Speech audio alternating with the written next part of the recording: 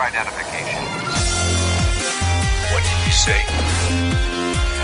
I'll tighten those restraints. Scavenger scum. We don't need to see his identification. I will remove these restraints and leave the cell with the door open. My lord.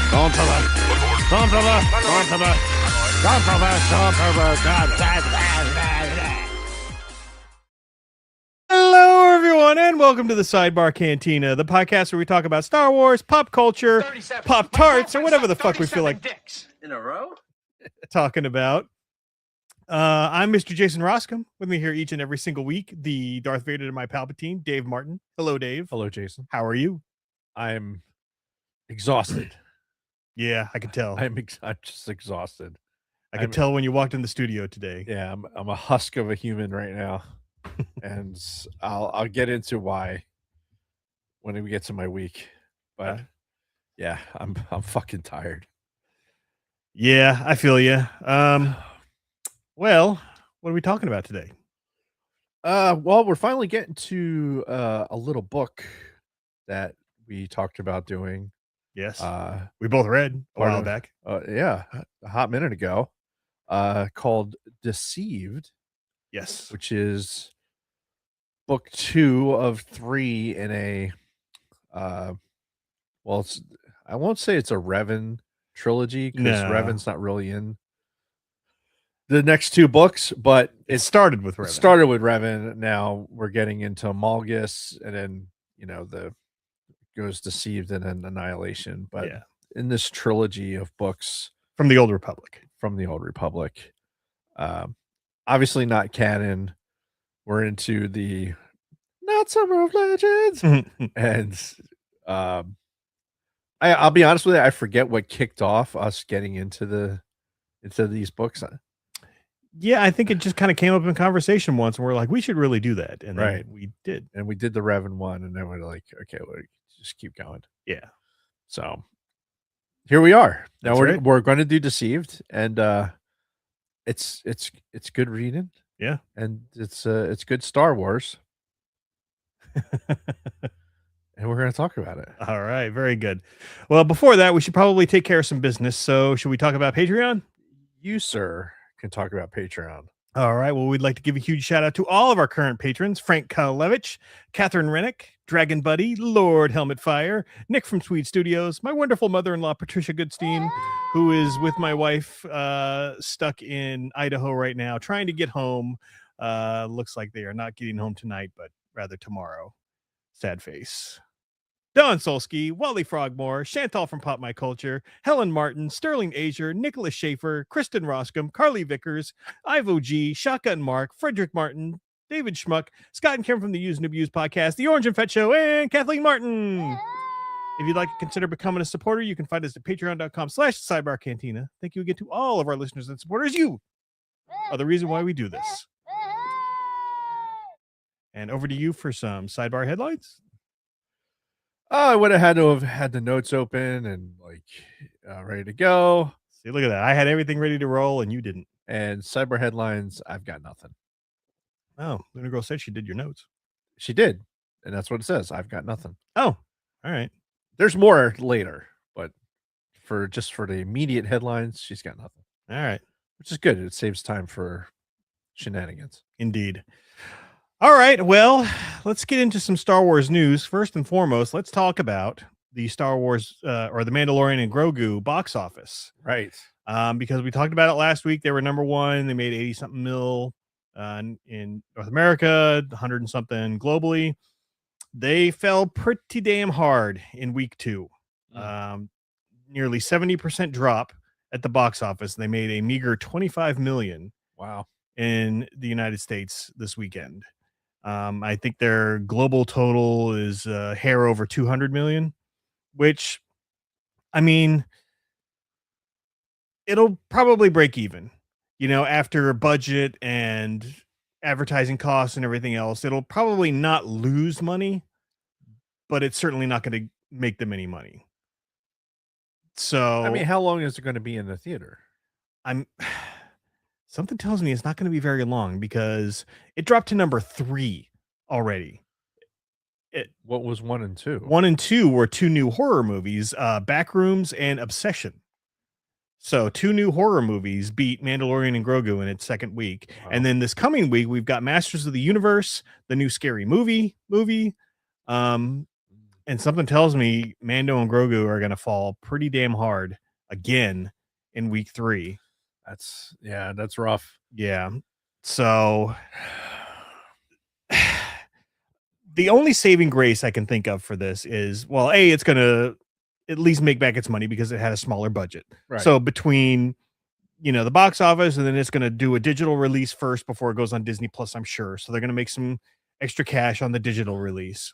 And then it'll eventually be out on Blu-ray, which I'll buy it when it comes out on Blu-ray. So that'll make them a little bit more money. Uh-huh.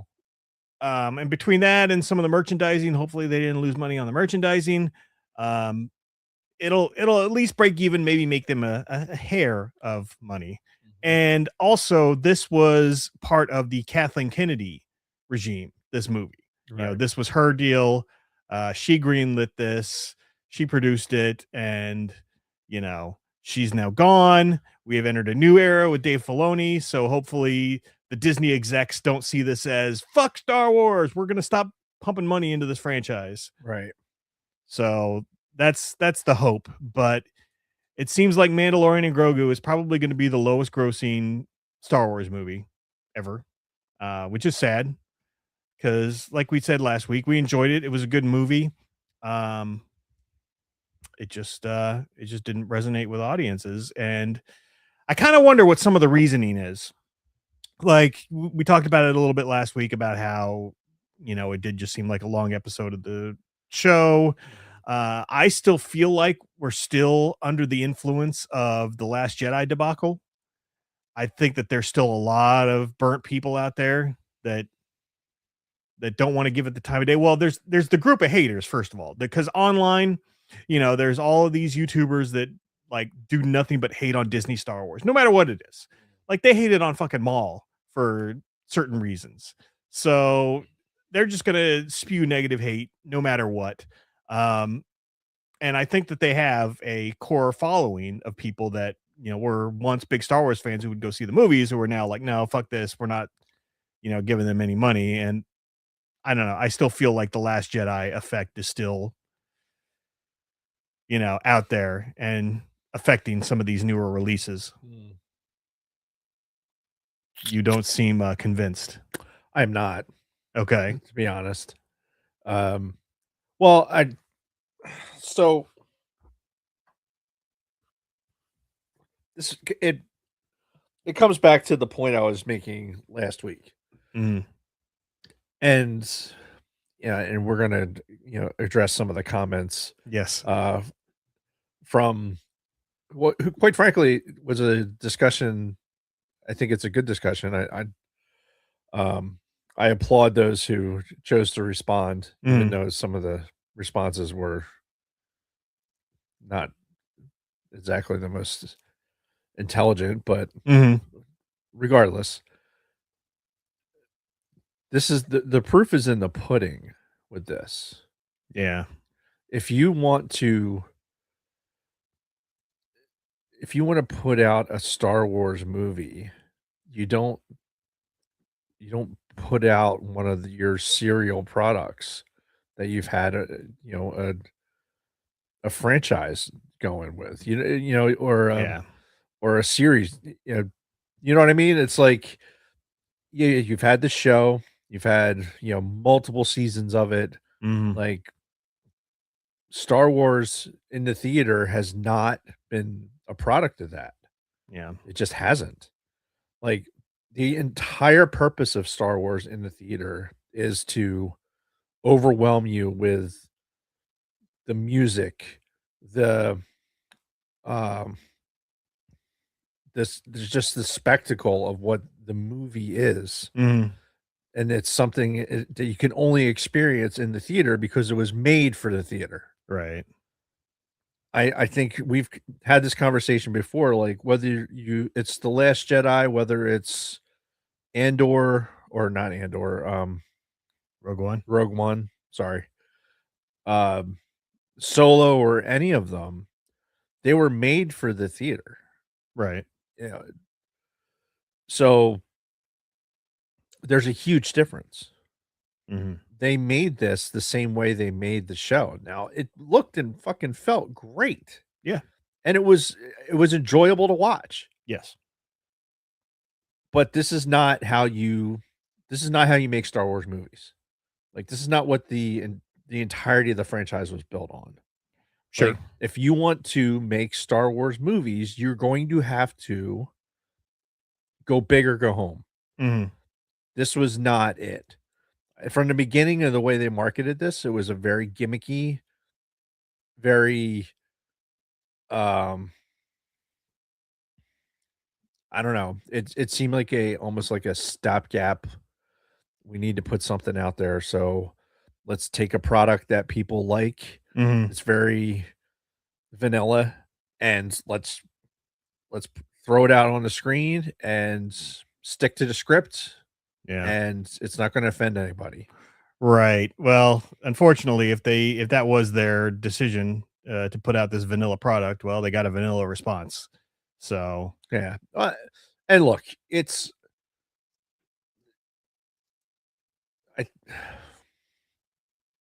the whole Kathleen Kennedy, like, I'm a Dave Filoni we trust kind of guy also, but this is Favreau and Filoni's product as It much is. as it is anything. Like, the idea that the reason this is out is because of her. I mean, Starfighter is going to be the same boat. Yeah. And it'll be really interesting to see if audiences reject that as well. It will, especially because it's not based on anything else. Yeah. You know, this is way more standalone. Mm-hmm. I mean, it's already kind of has its flaws with having a bigger star kind of in the very middle of it with Ryan Gosling, but yeah, I can't hold that against them just yet. Right. But you know, I think with Mandalorian and Grogu, like, yeah, it was a movie. They put it out in the box office. I personally, I don't think they're going to have a DVD release, a traditional DVD release. I think you'll see it on Disney Plus just almost straight away. Like, why go through all of the marketing and everything else you would have to do for a release like that? Well, I mean, I guess it just means more money, because how many people are going to actually subscribe to Disney Plus just because Mandalorian and Grogu is now on there? You know, maybe that's what they want people to subscribe to the thing for. Maybe they didn't want to go to see it in the theater. They're like, oh, you know, well, we canceled our Disney Plus after Andor was over because we're waiting for something to watch. Now this is on there. We'll get our subscription again. Yeah, that's fair, because I'm one of these guys who I just leave it on the Disney Plus subscription. Oh, hell yeah. Dude, I probably, whenever I put on the TV, I start with Disney Plus. Mm-hmm. There is so, like, Sidebar. There is so much other shit on Disney Plus. Yeah. That I just enjoy watching. Like, I'm a big Mythbusters guy, and Mythbusters is on there, so that's fucking awesome. They have all this Nat Geo shit. Yeah. Which I'm totally into. Just all, like, not to mention all the Star Wars stuff that, you know, if you want to rewatch it, it's right there. Mm-hmm. And then also Indiana Jones is on there when I get a hankering for that. Yeah. You know, that's most of my stable of products is kind of now all in one spot with the Disney Plus. So, dude, I'm a fan of just that. I only have the Disney Plus, though. I don't do the bundle or anything like that. I just have Disney Plus. Right. And for me, it's worth it because it's between that and Netflix. Honestly, I could give a shit about any other ones. Right. Yeah. The other ones are all kind of fringe. It's like, for me, it's whenever a new season of a certain show comes out, I'll subscribe long enough to watch the season, then turn it off. Yeah. And maybe this is something that they can use as a hook to get people back into Disney Plus. Yeah. Why did I just say Disney Plus and it didn't sound like a real thing? I don't know. Dude, my brain is I'm misfiring badly. Mm-hmm. Anyway, I think the long and the short of it is that if you want to put out an episode of a show that you've already had, Mm-hmm. then this is what you should expect from it. Yeah. And then also put it out at a time when you're not like there's no real fanfare for the timing of it. You know what I mean? Right. Like if they Like, had done this after season 1 or 2, maybe. yeah. But the timing I think was terrible because after season 3 just kind of felt like I enjoyed it, but it definitely wasn't as good as the first 2 in my opinion. And it kind of just ended like that's it. We're done, Yeah. you know? Yeah, and it's been cold since then. Yeah, for years. So we wait for this. And for what it is, like they didn't it's not like they had all these callbacks that we were like having to search our memories for to make sure like they did a really good job of giving you everything within this episode. Right. Like to keep you in it. Like it was I think they did a good job with that. Yeah. And that was the intent too, was to make it so anybody could walk in, watch it, and not have to have a whole backstory. But unless your intention is to make fucking one of these every couple of years, like I just don't see I didn't know what they were expecting. Yeah. I mean, I think they were expecting, more of the casual Star Wars fans, because the hardcore Star Wars fans, we always are going to go see it. But I think they wanted, more casual fans to get out there and see it. They wanted a wider audience, and they failed miserably at that.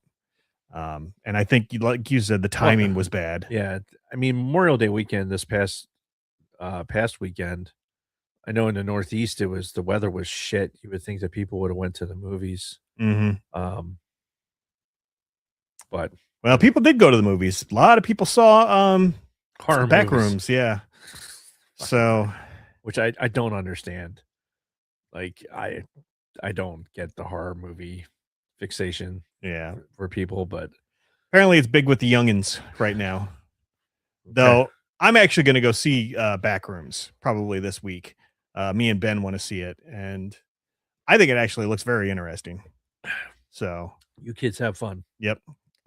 So just now the question is, what does this mean for the future of Star Wars cinema? Obviously, Starfighter is coming regardless. Right. Now, do they pivot and go back to the Skywalker saga, or a main trilogy type format after this? Because something tells me that this failure at the box office is going to resonate at least a little bit to plans that they have that maybe they haven't announced yet. Like, I'm sure they were like, oh yeah, and then we'll do this movie and we'll do that movie. And now all of a sudden they lose money on this and they're like, oh, it's tough because we're never actually going to hear I don't know that we're going to hear the real answers out of the Disney camp as to what they thought or what their expectations were. I mean, obviously anything you put out, you want to make money. Sure. Yeah.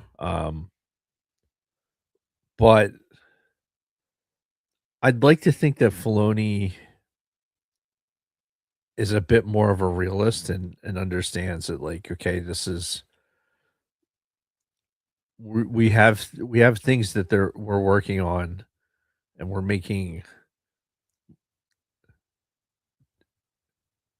I think they're going to make content that I don't think they have to go back to the Star Wars saga or Skywalker saga rather to start tapping into that money well. I think they just need to, whatever it is, they need to go into it hard and say, okay, this is in the movies, and this is it. And who knows if Starfighter is based around the Old Republic era, or maybe it takes place after Rise of Skywalker. The galaxy far, long time ago, galaxy far, far away. after Rise of Skywalker. Yeah. Even still, it's different. Yeah. It's a different time frame. You don't necessarily have to go old. Now you can go newer old, Yeah. I guess. Start going work in that direction in a timeline, which probably is easier because you already have everything established. Like, here's all of our timelines, and here's all our points for here's star systems and everything else. Yeah. So you can springboard off of that, and you don't necessarily need to have the Skywalkers be in the middle of it. No, but I think there is something to be said about this movie not having Jedi and Sith. Yes, we had Grogu and his Force powers, but the core of the Star Wars movies, for the most part, has been the struggle between the Jedi and the Sith, or the Jedi and somebody. Yeah. No, I mean, you're not wrong. Um, So, and again, some of these spin-off movies have been successful. Like Rogue One was incredibly successful. But this was at a time where, we were hot off the heels of The Force Awakens. Star Wars love was at its peak. So I don't know. I still feel like The Last Jedi has at least something to do with this. it could. Yeah. I mean, it's that declination, right? It's we know that it's the pivot point for a lot of people's feelings changing Mm-hmm. the franchise one way or the other. Like, it the sequel trilogy in and of itself changed how people looked at Star Wars. Yeah. But Last Jedi obviously had the most impact for probably the more hardcore Star Wars fans, as opposed to the normies Yeah. or the casuals. So, regardless of all that, I still let's wind it back Mm-hmm. to my argument about whether or not this movie, air quote, is actually like a Star Wars movie. Mm-hmm. So, clip went out there. Yep. Got out on YouTube. Yep. The so the and it was the crux of the question. Like, I still don't think that, under the context of like what a Star Wars movie is, Mm. that Mandalorian Grogu fits in the category of a Star Wars movie, Right. right? Now, there was a lot of responses, and Jason, Yes.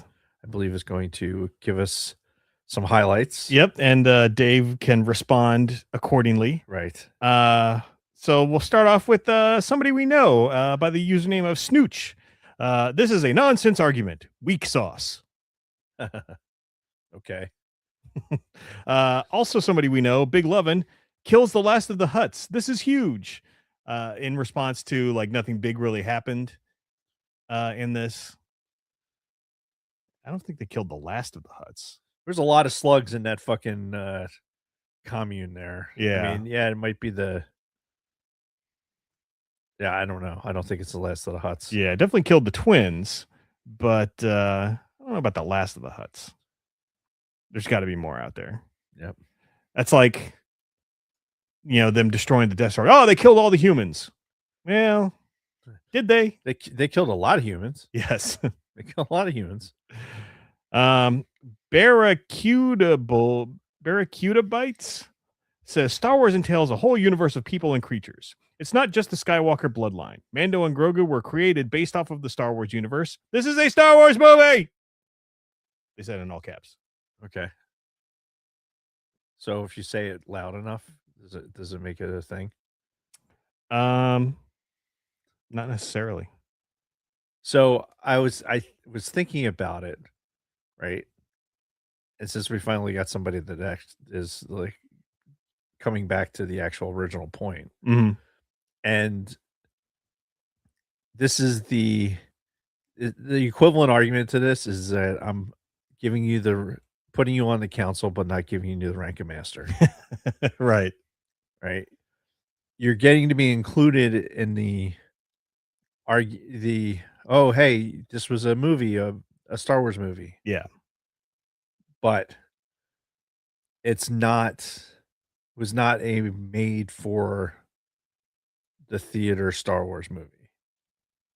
Okay. I'm putting you on the council, but I'm not giving you the rank of master. All right, that's an interesting analogy. I can see it though. From Nathan, y'all read into everything too much, spelled T-O much. My God, it was a great damn movie. There was a period after it and before was. People get excited and they type fast. Yeah. My response to that is we do a weekly podcast about Star Wars. we end up having to fucking read into shit. Yeah. And I do want to mention too that I didn't necessarily agree with Dave on this. So stop lumping me in with his argument. Right. I just asked the question. Right. Rudy Jr. said, a surprise doesn't make media a movie, though, spelled T-H-O. Neither does it have to push the story. So many movies are one and done, and it's a movie. Okay. You've got David a loss for words. Duly noted. Swole Team 6. Great username. That is great username. I'm glad I go to the movies to enjoy them for what they are. Yes. Go. Swole Team 6. Go enjoy that movie. Yes. You are a better man for it. Well, and again, we went to the theaters. We paid our money. Yeah. We bought our tickets. I went twice. Yeah. So and I want to go again. Yeah. I will go again. And I think that's one of the something we didn't talk about. I think the reason some of these numbers are so low with this with Mando and Grogu is the rewatch. How many people are going back into the theater to see it again? Right, because how many times did we see Force Awakens in theaters? 4, 5? At least. Even Last Jedi I saw 3 times. Yeah. Rise of Skywalker was only a couple, but yeah, Rise of Skywalker. Ugh, that's tough. Yeah, we're gonna have to go back and kind of It's not as bad of a movie as it's not that I'm not watching it because it's some like horrific movie. There's all these extras that I'm like, it's just like feelings. Yeah. Like, all right. It's the end, allegedly, of the saga. It's also, I don't know. It's well, I don't think it's as bad as me not watching it as many times as even I've seen The Last Jedi. Yeah. Well, I think at some point, I don't know if there's any anniversary coming up. What year was that? 2019? That came out? 94. I don't know. Pretty sure it was 2019. So we don't have an anniversary coming up, but we could re-engage with that at some point, kind of reevaluate, take another look. I think it would be good for us. Yeah. Lulug077 says, although I agree, it felt like an episode most of the time due to the fact, yes, nothing big was introduced, parentheses, although he did take down the twins, in parentheses, but I did enjoy the movie even more than the last 3 Star Wars movies. What were the last 3? I guess Rise of Skywalker, Solo, and Last Jedi. The sequel trilogy. Okay. Except for Force Awakens. Okay. David Jaquez 17 says, stop hating. This was good. Hold on. Stop hating. This was good. This was basically Iron Man 1, comma, no big bad, comma, no team ups with other characters, comma. This was an introduction to the Filoni universe, comma, in Dave Filoni we trust. No. First of all, no, it wasn't. It's not an introduction to Dave Filoni universe. Like the show itself, if you want to make that argument, this is a Jon Favreau as much as Filoni yeah show. which also Favreau was heavily involved in Iron Man. Yes. Iron Man 1, you can't compare this in Iron Man 1. No. Like Iron Man 1 is like one of the only Marvel movies I've actually watched. And oh, by the way, the influence of the Marvel nonsense and how many Marvel movies they make and how much shit they throw to the wall hoping something will stick in the Marvel universe, that's directly affecting what we're seeing with Star Wars. 100%. Because there's so much tripe out there in this Marvel universe that they want to get out. It seems like everything has a story, everything has another story. Everyone's dead, now everyone's back. Spider-Man has fucking 15 different fucking options. No. Like that might be fine for Marvel, but Star Wars isn't designed for that. No. You know, it for decades it wasn't like that. And if you're suddenly trying to say, well, you know, we'll be able to take Star Wars and do these same things, that's not going to go well. Yeah. And if this is the beginning of that, well, guess what? Yeah, if it was the intention for this to be that, then those plans are probably all out the window now based on the lack of success of the movie itself. Josh Castongue says, hate to break it to you, but Mandalorian is Star Wars. No shit. Like, I know that. And if you did, here's what gets me about these excerpts from responding to just the clip that we made. That's a 30-second clip, something like that. Yeah, we did an entire episode on the whole fucking movie, right? Talking about how much we liked it. Yeah, and yes, it is Star Wars. Yeah, and we even said that. Go back. We said it feels like Star Wars. It's hundreds of episodes. There's no that's not part of the debate.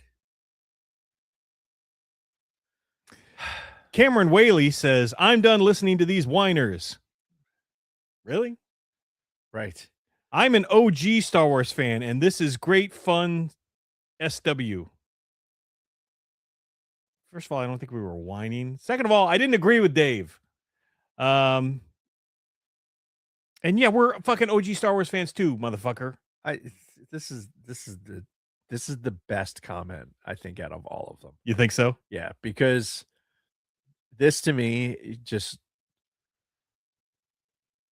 it proves that you didn't watch or listen to the show. Right. First of all. Have no idea about our content other than this clip you just watched. You want to stand there and call yourself an OG Star Wars fan, but have really no basis for it. Right? Anybody can say that. Cool. Yeah. You want to take the fucking Pepsi challenge on that? I mean, it's not a competition. No. Like, and I think that's where some of the folly comes in, because there is this sect of Star Wars fans who they'll defend every single piece of Star Wars to the end. Last Jedi, fucking the Ewok Adventure, all of it. They'll defend it to the bitter end. And if you the holiday special, yeah, oh, I love the holiday special. But if you have any critique whatsoever that you're not a real fan, like, we can still be fans and critique some of the product. Yeah. Again, for 9 years we've been doing a Star Wars fucking podcast. Yeah. Like, we're going to fucking, not everything is going to be beds of roses. Which, oh, by the way, it was good. Yeah. The movie was good. Yeah, the whole debate was about whether or not we would consider it a Star Wars movie. Quote, air quote. Yeah. Star Wars movie. Right. And in the annals of what a Star Wars movie is, by definition, I am putting Mandalorian and Grogu on the council, but I'm not giving it the rank of master. Right. You would put it more in the bag of the Clone Wars, because they released the first 4 episodes of Clone Wars as a movie theatrically. They did. Yeah, I have the DVD. Yeah.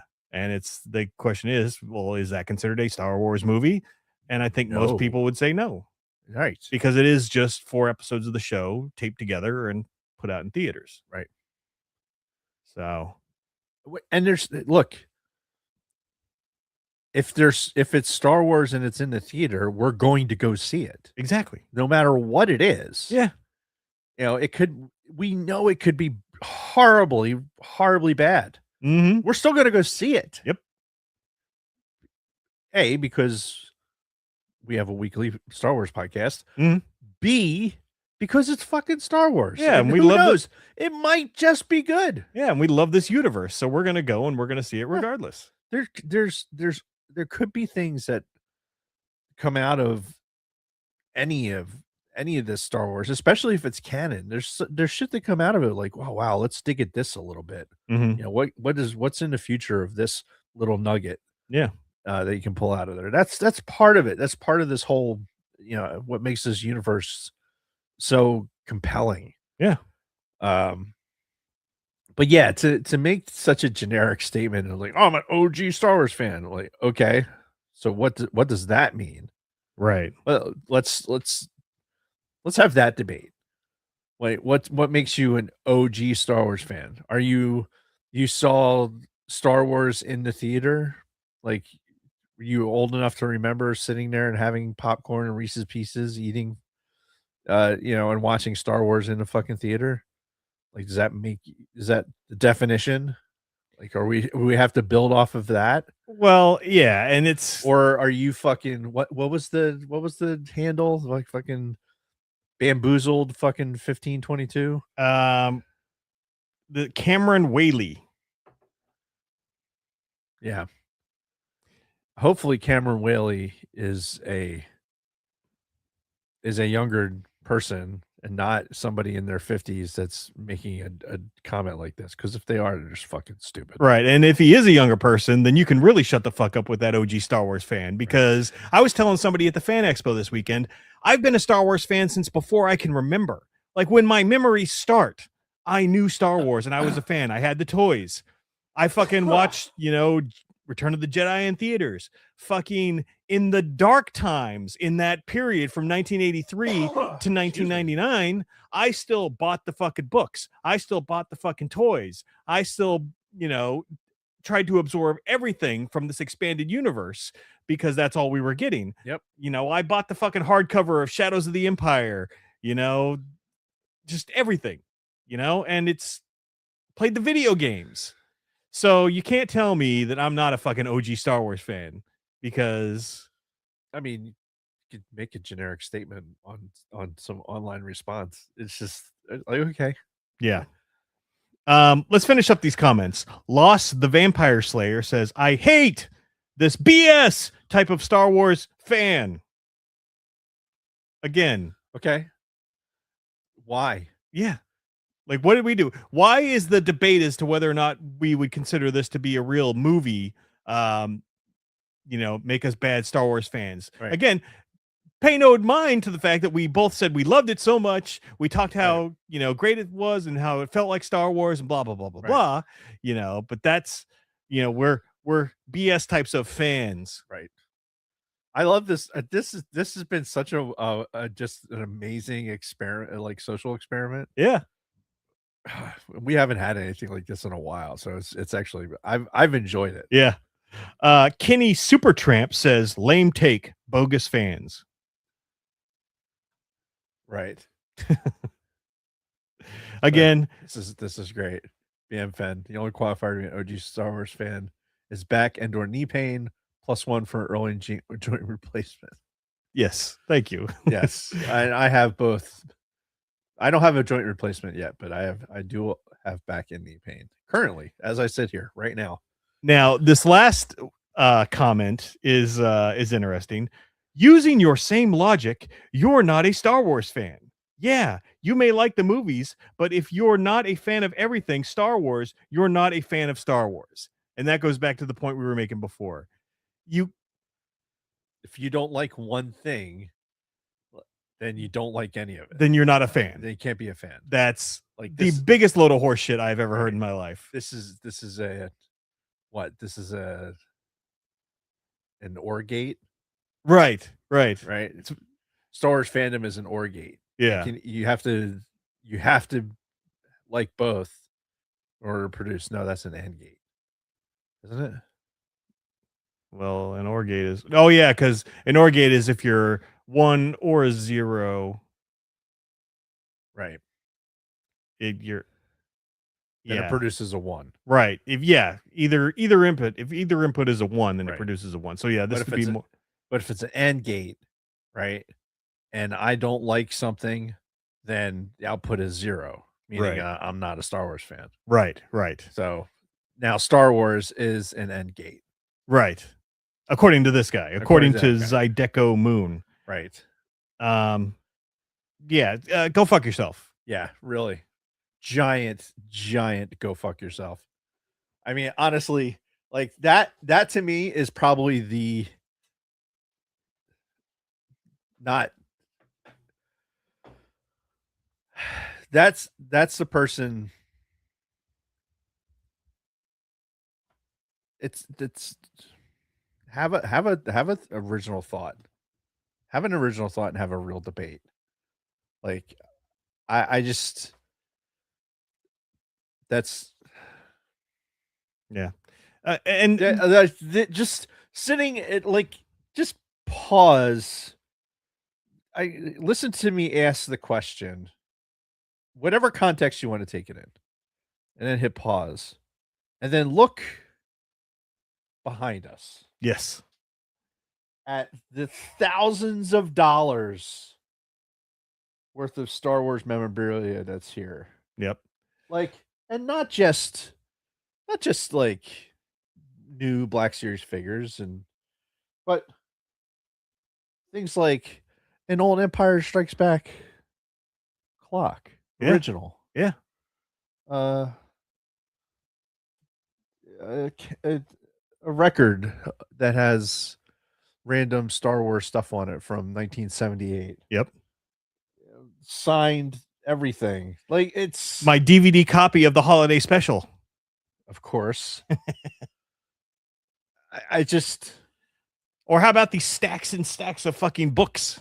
Well, they can't see the books from hitting pause, but or just look at what is this podcast and what are they actually doing? Yeah. Oh shit, they've been going for 9 years doing this. Spending, 2 to 3 hours a week of our time. 400 episodes later. Yeah, but obviously we're fucking retarded. BM Finn is not a fan of the fact that I'm a fan of the holiday special. So listen, I think he just does it just to twist me. He just does it to get me started. Listen, I swear. No, I fully admit it is terrible. It was terribly done, but it's so fun to watch because of how bad it is. Who thought of this stuff? Who thought about making Grandpa Wookie jerking off in the middle of the living room to fucking VR porn? Who thinks of that? Yeah. And if you can't find that hilarious, then I'm sorry. There's something wrong with you. Yeah, it's not that it's good. It's just an incredible thing to behold. Yes. It's like a car accident. Right. And that nobody died, but oh my god, the amount of destruction. Yeah. And jerking off. Yeah. So anyway, the moral of this story is we're just as real fans as all you other motherfuckers out there who claim to be, but if not more. But I enjoy a good back and forth as much as anybody. So what I want is I want people to engage with. If we ask a question like that, yeah, I want responses, but I want responses that actually we can actually have a conversation about. Right. Maybe a little more nuance to the responses. Yeah. Actually put some thought into it. Hey,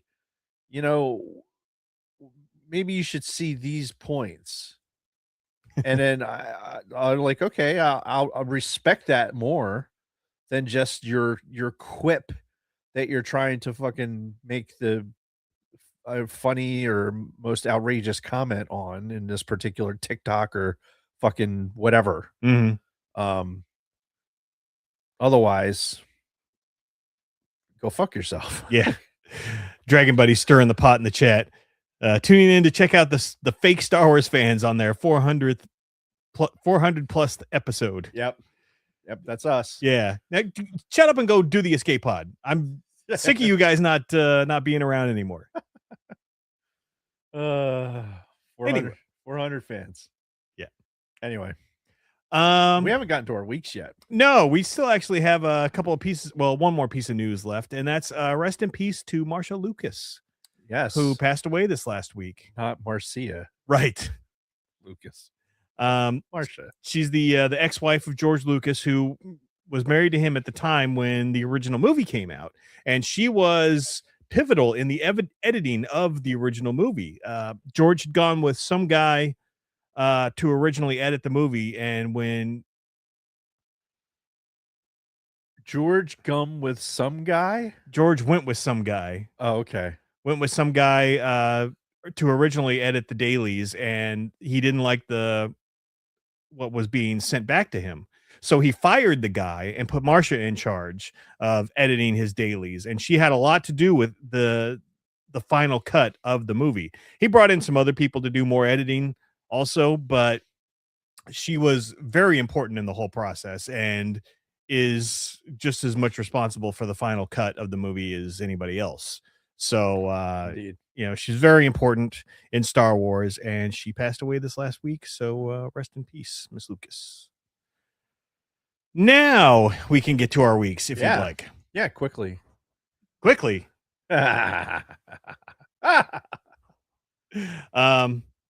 So did you want to address the Ewok Adventure comment? No, I didn't. Okay. My wife was asking about the Ewok Adventure.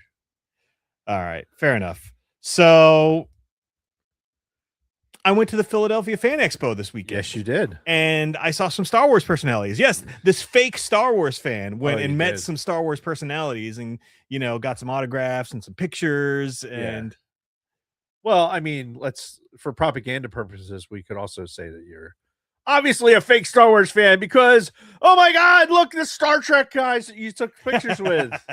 Yeah. He's not a real Star Wars fan. If he took pictures with Star Trek people. Yeah. Obviously, one leg of the AND gate is Star Trek, then it's a 0. Yep. All right. So I wanted to show you some of the Sacred Jedi that I got signed.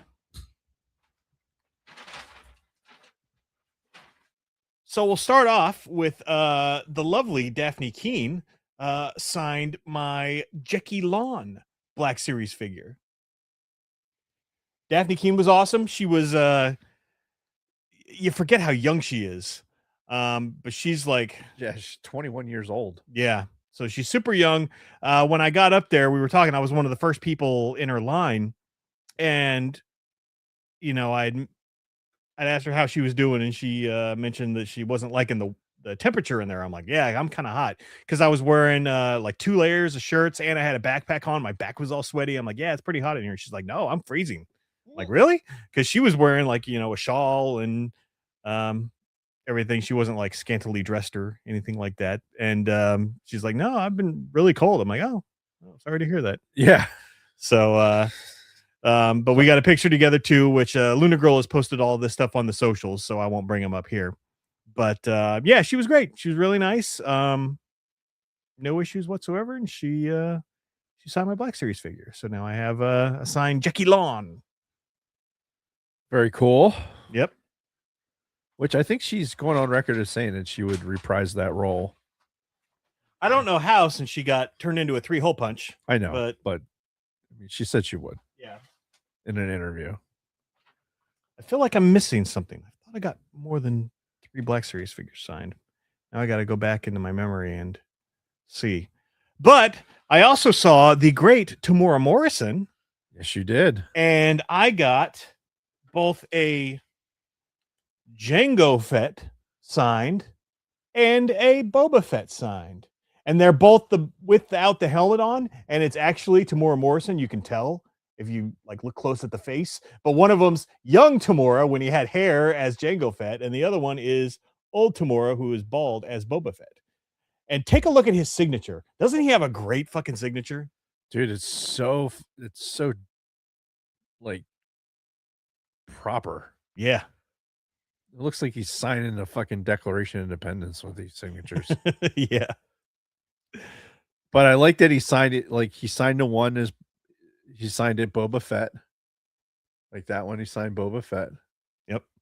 And then that one he signed Jango Fett. Yep.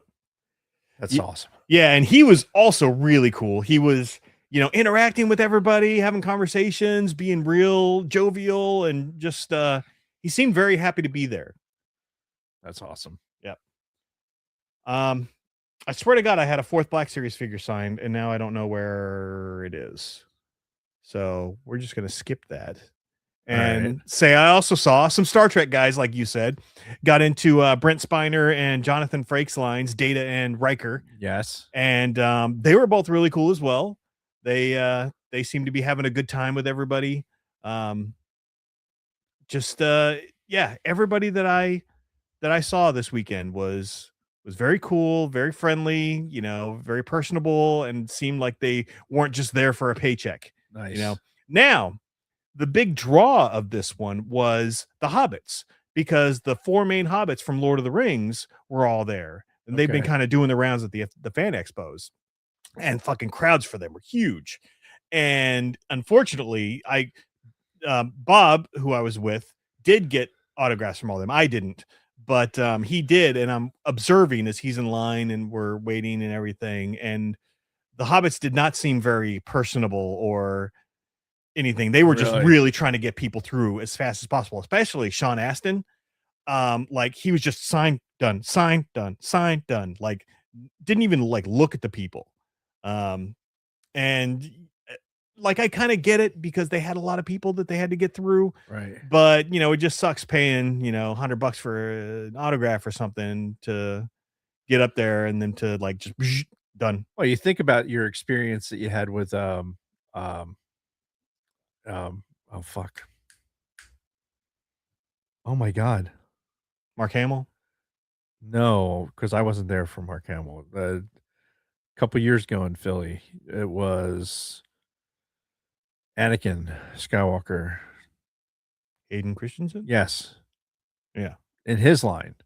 Like his line was like crazy backed up because he was interacting with everybody. Yeah. It took us like a couple hours in line just to get up to him. But he made it a point to like be a person. Yes. And have that interaction with everybody.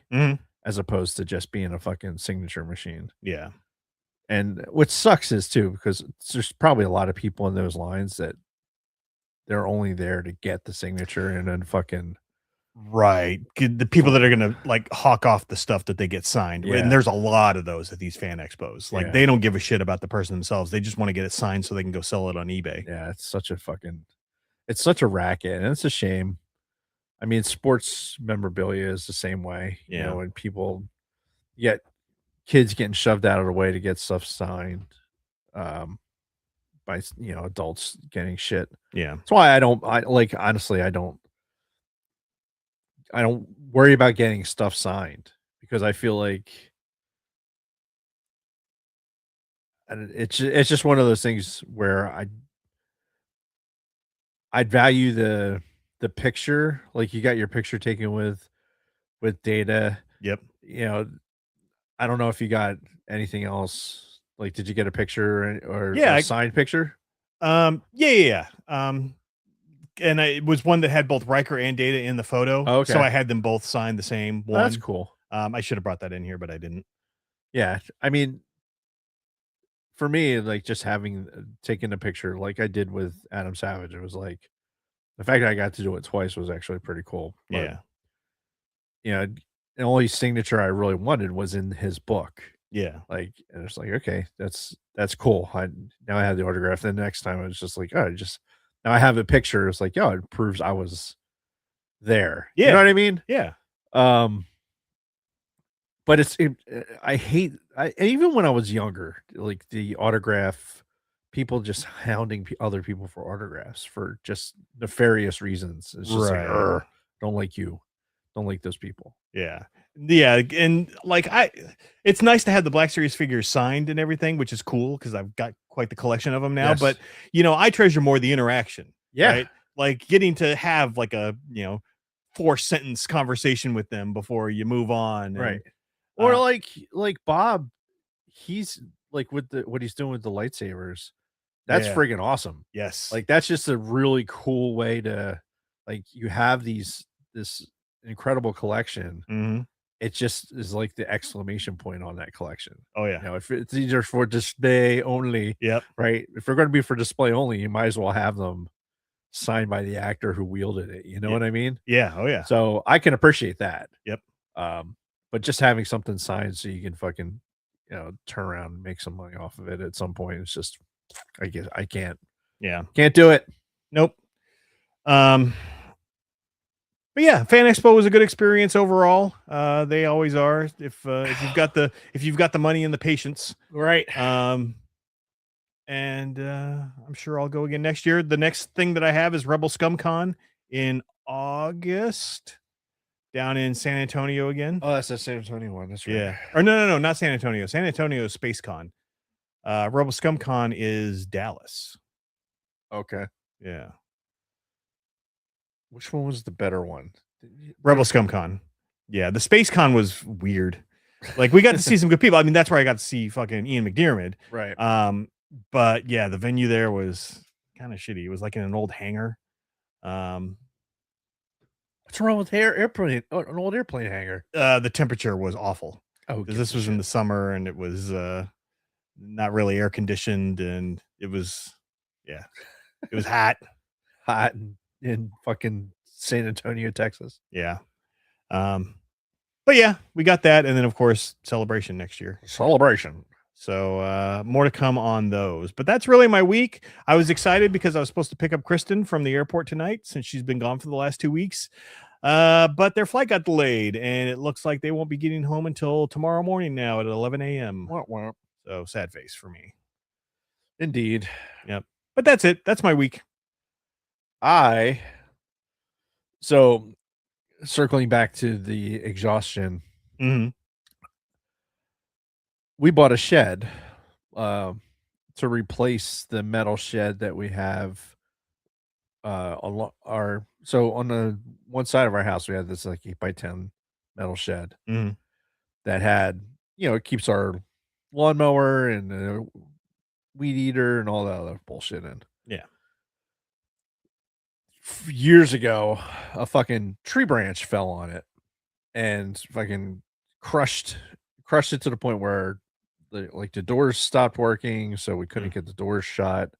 I ended up like bending the roof back to the point where like it was stable, and I put some bamboo on top of it. Like it looked like it was Gilligan's Island fucking hut. Right. And it stayed like that for like 5 years. If not more. And finally we're always like, all right, we'll replace it. And there was a deal at Target for another metal shed for a couple $100. We're like, all right, we'll just get it. Yeah. So we got this thing a few weeks ago, and we just haven't had the weather or the time to fucking do it, because not only do I have to, this thing has to happen in phases, right? So it's like, okay, first take all the shit out of the shed. Yes. Okay, so all that has to happen. This is Saturday. Remove all the things. Now I have to tear down the old shed, which is all metal, and it's all it's 1,000 fucking screws. I don't know if you've ever built a metal shed before. No. It's all these fucking metal screws, and you can't just fucking collapse it. And I thought about just sawzalling it apart, but that would have just turned it into a fucking house of razor blades that I would not have lived through. Right. So I was literally taking the thing apart. Finally got the thing apart off to the side. Then I had to take up the floor because I have it built on like a deck, like a small deck. Yeah. And because the roof got compromised, the plywood that was the decking got compromised. So all that plywood had to come out. So now I'm ripping out this fucking 3/4 inch plywood off of this fucking thing. So that had to go. So I got everything down to that Saturday. Sunday, I start my day with. Ever seen that meme where where the guy's singing, time to do some sketchy shit, doo da, doo da. I have not. Hope I get away with it. I put the kayak racks up on the car, and I put way too many fucking deck boards up on there, like the 5.6 560 whatever deck board, regular size deck pressure treated boards. Like on the roof I had like 16 of them, 12 feet by 12 feet long, pressure treated, so they're heavy as fuck. And so now they're on the kayak racks on the roof rack, which is only rated for 200 pounds. Oh boy. So I'm like, okay. So have them up there. And then I have 8-foot boards in the car with me in the fucking Escape. And I only had one ratchet strap because I put the ratchet straps in the fucking Jeep. I forgot to put another one into the fucking car. So I only have one ratchet strap. So I'm like, what could possibly go wrong? Right. And you know what? I made it. I made it home from Home Depot with this fucking Sanford & Son fucking rig on the top of my car. So now I have to remove said boards and rebuild a deck to be able to build this fucking shed on top of. So now I'm in the yard building a deck. Cutting boards down the sides, putting the fucking screws in. That took me half the day yesterday. So then, okay, I've got a deck. Cool. Now I can start putting together the new shed. Right. So I started that, and I just got to a point where I was like, I can't move anymore. Like between tearing out the old shit and then just and all the moving parts and moving all the boards and everything else, just like I'm done. I was it. So I used a day of leave today to try and fucking finish. And I probably got about 85% of the way done. So when I get home from the podcast tonight, I'm probably going to be putting on a roof. Oh, jeez. Yeah. Fun. Because I need to get this done before any rain shows up. Because all the shit that I took out of the shed has to go back in. Right. So I'm fucking this shit. I'm not built for this anymore. Like at 50 years old, dude, I applaud all of you that are out there working, doing labor intensive jobs. Like my soft ass is fucking flying a desk every day. Yeah. So like doing manual labor for a whole fucking weekend, like just kicks the ever loving shit out of me. Yeah, I bet. And with the wonky knee and all the other shit, it just doesn't make it any easier. But holy fuck, dude. I wish I had gotten it done today before I showed up here. Because then I could have slept easy. Now I'm like, it's like hanging over me that oh my god, it's not done. So in your estimation, how long do you think it'd take to finish?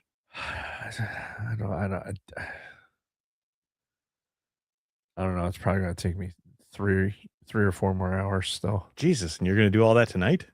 I'm going to try. Wow. Maybe. Okay. We'll see how long I can hold out. Yeah. I mean, I'm resting right now. This is me resting. Right. I'm doing a pod, so I'm recharging. Mm-hmm. So we'll see what happens. All right.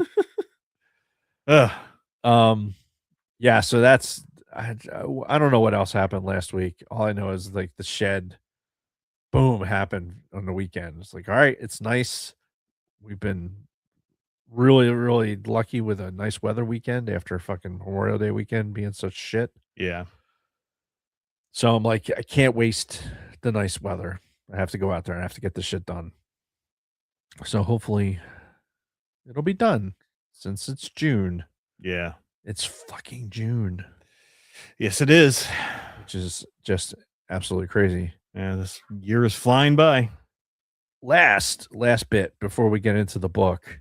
Mm-hmm. Did you see the fucking mushroom cloud of a explosion that the Blue Origin rocket created? Yeah, that was a huge explosion. Fucking like a kiloton and a half fucking explosion with the mushroom cloud and everything else. Like I was what I'm really like the space nerd in me is just absolutely terrified because there's a lot of projects that are tied into Blue Origin that if for shit like Artemis 4 and 5 need Blue Origin to be a participant in. Right. But if Blue Origin is down for like a year to try and figure out why the fuck the rocket blew up, then it sets everything else back. Yeah. Because there's the lunar rover that was planned, that Blue Origin as the developer for they're only able to fly it on their rocket because of how heavy it is. Yeah. So since there's nothing else that can take it, then that part of the mission just doesn't happen until it's ready. Yeah.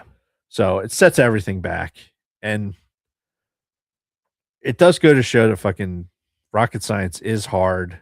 As much as we get used to watching the Falcon 9 do its thing, fucking 380 times a year, or more. The fact of the matter is it's still rocket science. It's still fucking hard. Yeah. Oh yeah. And thankfully nobody was killed in that blast.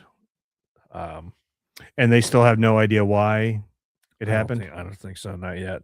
Okay. Not that I've seen. It'll probably take them a few weeks of looking at the data because I doubt there's anything reasonably in the wreckage that they're going to be able to see. Yeah. Dude, the explosion was big enough where it had those two big towers. Did you see like the aftermath picture? No. There's two big towers like for lightning, like our lightning arrestor towers. One of them was completely fucking it was just obliterated. Right? So that thing is like laying down.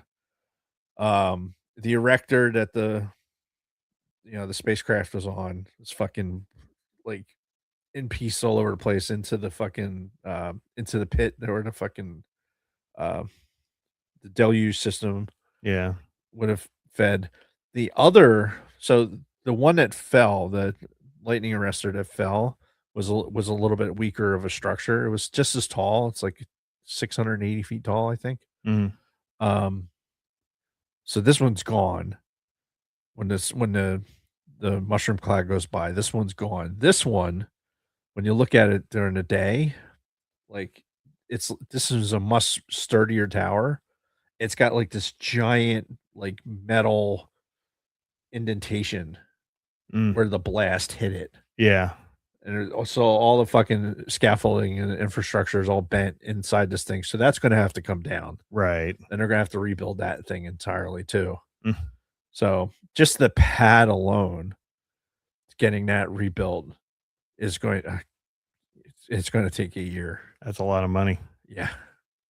Yeah, it's a good thing fucking Bezos's billions are fucking going into financing this. Yeah. You're gonna have to buy more shit on Prime, I guess, to Right.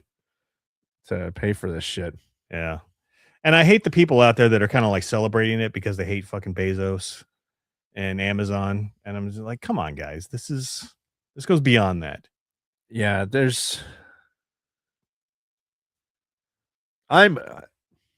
politics notwithstanding, I want these rich fucks to put their money into something that's going to benefit all of us. Yeah. And that's what anything they're doing for the space program ultimately benefits all of us. Yeah. I don't think a lot of people understand that. I think for some people, they just see it as probably gluttony. Yeah. Well, they probably get it conflated with the with like the space tourism, the giant penis fucking going up into not even really orbit. Yeah. Yeah. Shit, I make my Kerbal shit do that all the time. Right. It's not shaped like a penis though. Yeah. That's it. That's all I got. Okay, cool. So do you need a break or anything? I do not. Let's fucking roll. All right, well, let's get into it. We're talking about, as we said before, the Old Republic novel Deceived, which came out in, let me check my notes. It's been a while. March 22nd of 2011. So year before the Disney buyout. And it was written by Paul S. Kemp, who I know has done some other Star Wars novels before. He did the novel Cross Current, which was a Legends novel. Yeah. Did Lords of the Sith, which we talked about here, which is actually canon. And then it looks like he did some short stories as well. So he does have a track record in Star Wars. So yeah. Before we get into any spoilers, spoiler-free thoughts? So the people can listen. A 14-year-old book. Well, I mean, if anybody's, wanting to read it or wanting to hear our thoughts first before they read it, it's fair. I'll just say that I thought this was a great novel. I really enjoyed it. I thought there was very little to dislike about it. Yeah. And I highly recommend you go and read it. Yeah, this is the I don't know. It's not the Malgus origin story, but it's really the kind of the bread and butter of what Malgus is. Yes. Yeah, we get a good look into his character, his motivations, and yeah. We'll talk more about it after we watch the Star Wars Deceived cinematic trailer again. Because the first couple of chapters of this book are the retelling of this Deceived trailer of Malgus and his little girlfriend walking up to the Jedi Temple on Coruscant. Right. And all hell ensuing. Yep. This is happening while other stuff is going on Alderaan, while the Jedi and the Sith are in the middle of these like peace negotiations. Right. Which is crazy to think about. Yeah. Alderaan existing at all is crazy to think about. Yes. Because again, we're talking thousands of years before the birth of Luke Skywalker and the events of A New Hope. Yep. So let me just share my screen. And we're going to make this bigger. My penis is so smooth. And yeah, we're gonna watch this just to kind of get us into the flow of this book, because again, this trailer for the Old Republic titled Deceived is the first couple of chapters of this book. Yeah. So we're just gonna watch it and give some thoughts. Hopefully, you guys can hear this.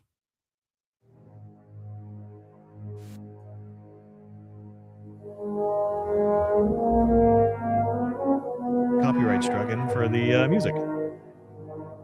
Hey, listen, we're showing it for Our time has come. So that's the shuttle. For 300 years, we prepared. We grew stronger.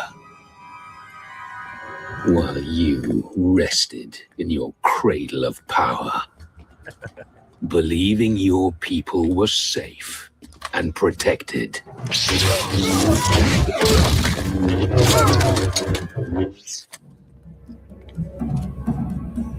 And that's Shay Vizsla of the Vizsla family of Mandalorians.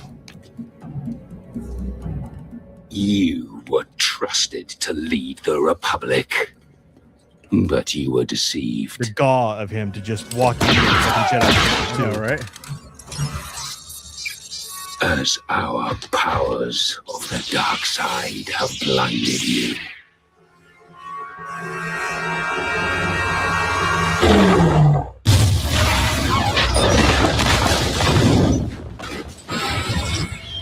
And everything that's happening on screen is detailed in the book. Yes. Like You from the assumed ship sliding no down, force him just standing could there. challenge you. And now, and we know more about this lead guy of that Sith group. finally, we have returned.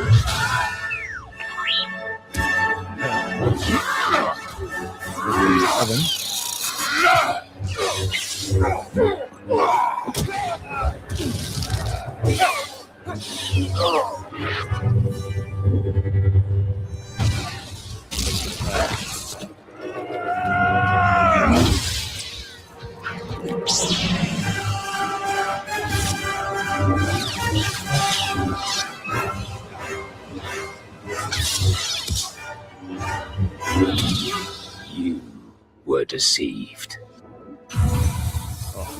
And now your Republic Look at that lightsaber. shall fall. Yeah.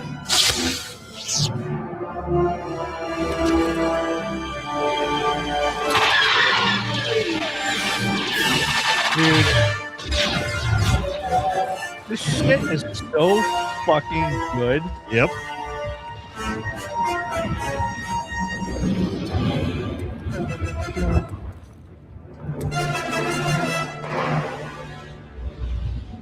So, Oh, I got goosebumps. and that was It's so fun. It's so.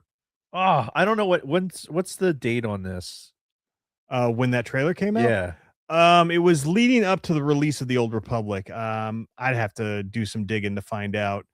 Because what we were watching was the HD upgrade. Yeah. Um, Which you have to put on a big TV and just fucking turn it up, yeah. especially for when the fucking ship is coming through. And like you're talking about the details that it gives for the what you're reading in the book. Mm-hmm. Watch this and know that that's coming. Yeah. Because it's not as quick as it is here, because you have flashback, or not flashbacks, but you have you have the scene changes where his the blonde dude's what the fuck, The Jedi. the blonde Jedi, his Padawan is on Alderaan. Yes. Or Or former Padawan. right. But she Ven Zalo is the Jedi that got killed. fucking Ben Zilowitz is his former Padawan is on Alderaan, and she feels him die. Yes. And so the chain of events that gets her moving towards Malgus is one of the bigger parts of the book. Yes. That you don't even see with this. And it's also very gripping in words like that. Yeah. It's so good. Yeah, and it's the book itself starts with Malgus walking through Coruscant with his little Twi'lek lady whose name escapes me. That's 20, not 20. 20, that's somebody else. I'm looking. Alina. Yes. Yes. Some other stripper name. Yeah, Alina. And they're walking through Coruscant, and based off this trailer, all you know is she seems to be some sort of companion of his. You don't really know the details. Right. Well, the fact that she's technically his servant, his slave, but also she is his lover. Right. They have a romantic relationship. My penis so smooth. And she's like madly in love with him. Right. Where he's, trying to keep it a little more stern. It's like, hey, look, don't forget you're the slave here. But at the same time, like, bitch, my family's here. Exactly. And like she calls him by his first name in a lot of the time. Right. Even though he gets pissed off at her later on in the book. In public. Yeah. Like he chastises her for using his first name. Yeah. But yeah, they're walking the streets of Coruscant while at the same time, which we mentioned, Zalo's apprentice was on Alderaan as part of the peace negotiations. So I'm trying to find her name. Erin Lanier. Yes. Or name like that. Yeah. So I'm going to read through some of the plot summary from Wikipedia, and we'll kind of go from there. The novel begins with Darth Malgus leading the attack on the Jedi Temple as it precedes the sacking of Coruscant. During the Jedi-Sith battle in the temple, Malgus fights and kills Jedi Master Ven Zalo by impaling him on his lightsaber. And the book, too, goes into the details about how they're fighting and how Malgus sees an opening and takes it. And yeah, and it's the intensity of the fight is it's a longer battle than what you see here. Like, yeah. Although I don't know, when I was reading it, I don't know if you did the same thing, but when I was reading it, like I was visualizing this. Oh yeah, me too. Because I've seen this trailer 100 fucking times. Yeah. At least. So I know like every bit of it, every second of it. Yeah. So yeah, I'm recreating it as I'm reading through in the novel. Yep. For sure.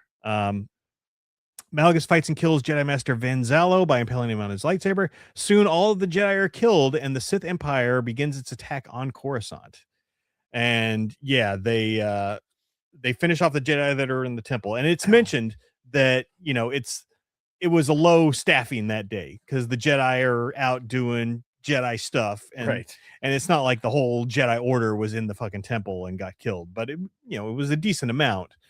And what really surprised me was that they completely destroy the temple after this. Right. They kill the Jedi that are in there. They set fucking bombs and they blow the fucking place to smithereens. Right.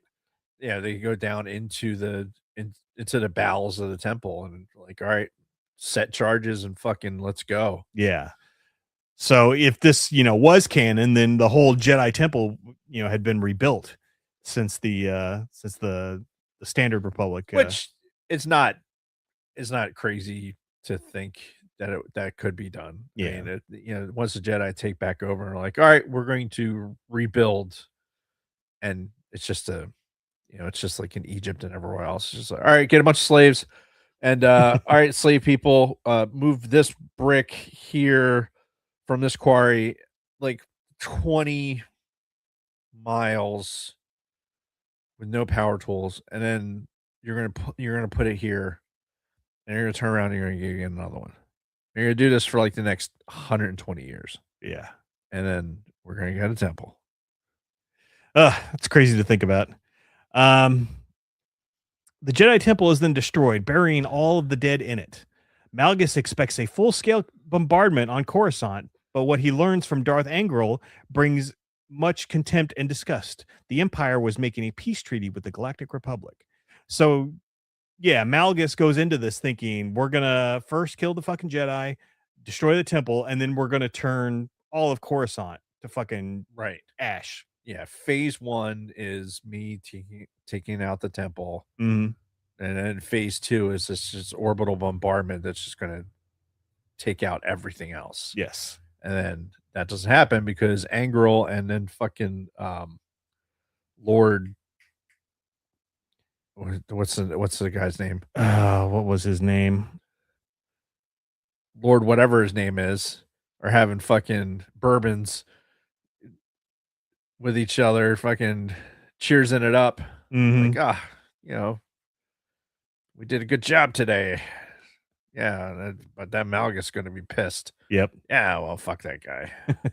Yeah, because then you learn that Malgus really isn't the guy calling the shots here. He's one of the top Sith, but he's not like the guy. Right. Because it's like one thing that, again, I'm obviously not a Star Wars fan, but there's no rule of 2 here. Right. This is the Sith are a race. There's pure Sith as a race.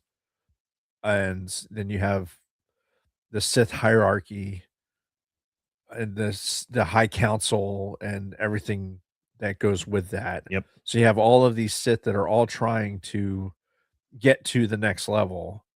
Yeah. And make their power grabs and do the politics and everything else. And then it's like all politics, there's baby kissing, and then there's, abject murder for what has to happen to get them into power. And meanwhile, Malgus is like, his thing is like, I'm going to kill everyone. Yeah. And that needs to get killed. We're going to win. And then I should be the hero. And because I took out everybody. Yeah.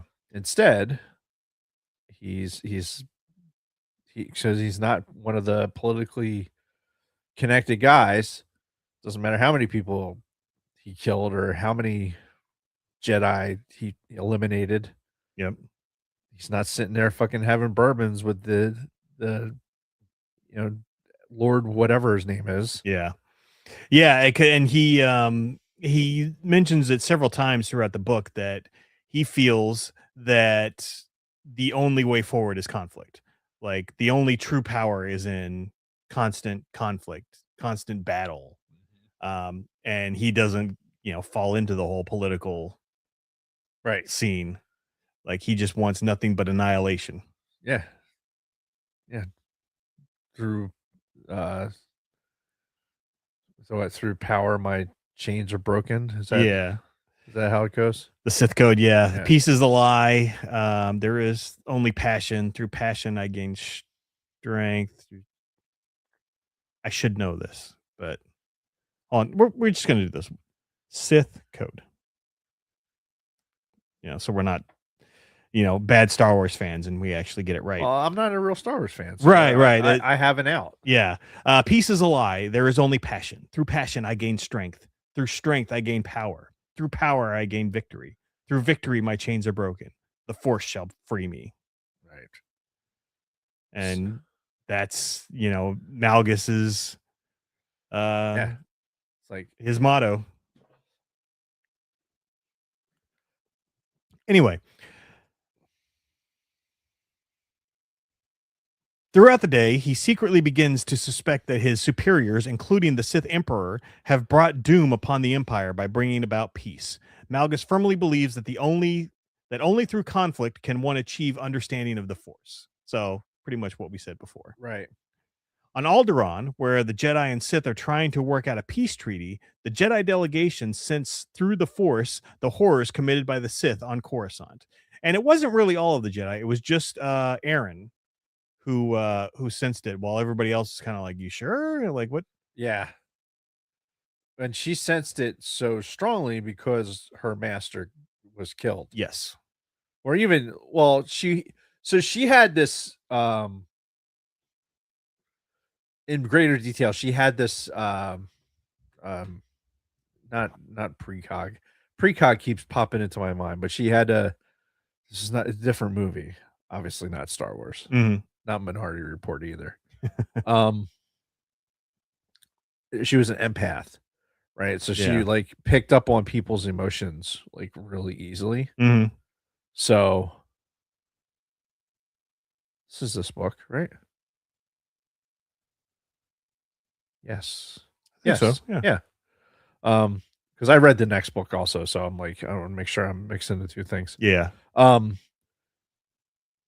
So she has like the strong emotional ties to everyone around her. Mhm. And she has a tough time controlling that. And so when her master dies, like she kind of feels that something is bad is happening before Mhm. he even dies. Yeah. Like, the fucking, I don't know, the ship's getting ready to crash into the fucking temple. Yeah. Like she knows that something bad is going to happen. Like her spidey sense is fucking going off. Mhm. And then, and when he dies, she's like, boom, she knows. Yeah. Cross these crazy distances, like she knows. Yeah. And it's interesting too, because as they're on Alderaan, they go into details about how her and a couple of the Jedi are sitting in this big hall, and right across the hall from them, sitting in other seats, are these Sith warriors that are just sitting there glaring at her. Right. And I'm like, could you just imagine like the Jedi and the Sith being in the same building, Right. like having these negotiations and having to look across at each other and just having some fucking, elevator music playing in the background. Mhm.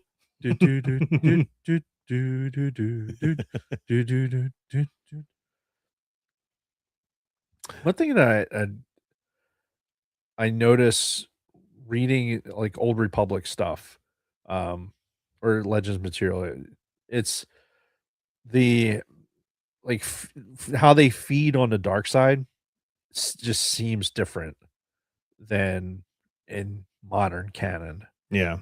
How they use the dark side to gain strength is not, it's just doesn't seem like they do the same thing. Like, because when I was reading this and then Annihilation, we were also watching Maul. Right. And with Maul, you have, he's angry, but he's not like, he's not using the dark side the same way as like Malgus and these other dark side users in this book. Mhm. If that makes sense. Like Maybe there's a level of intensity that it seems like the old Sith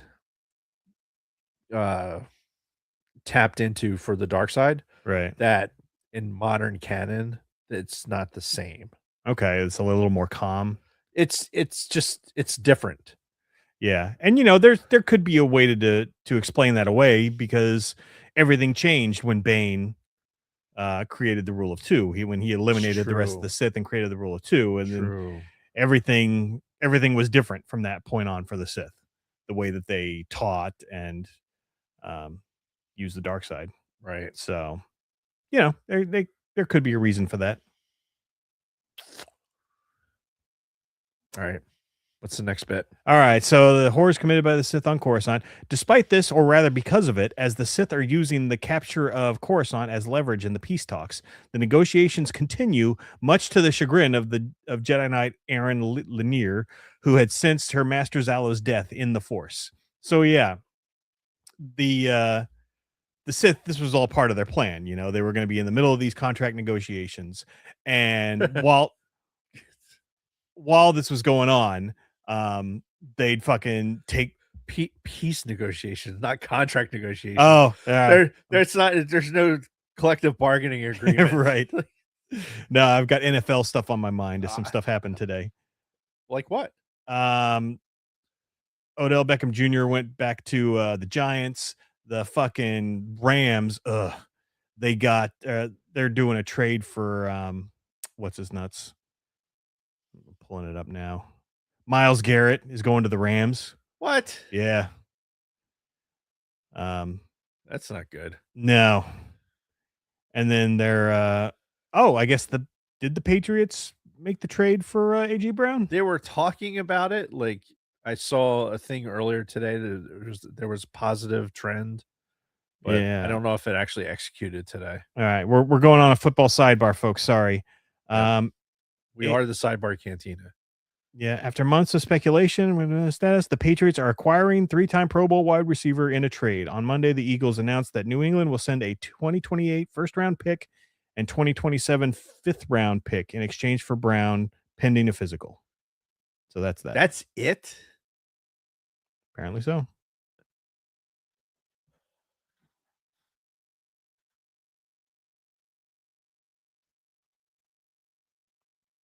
You all right? No. I mean,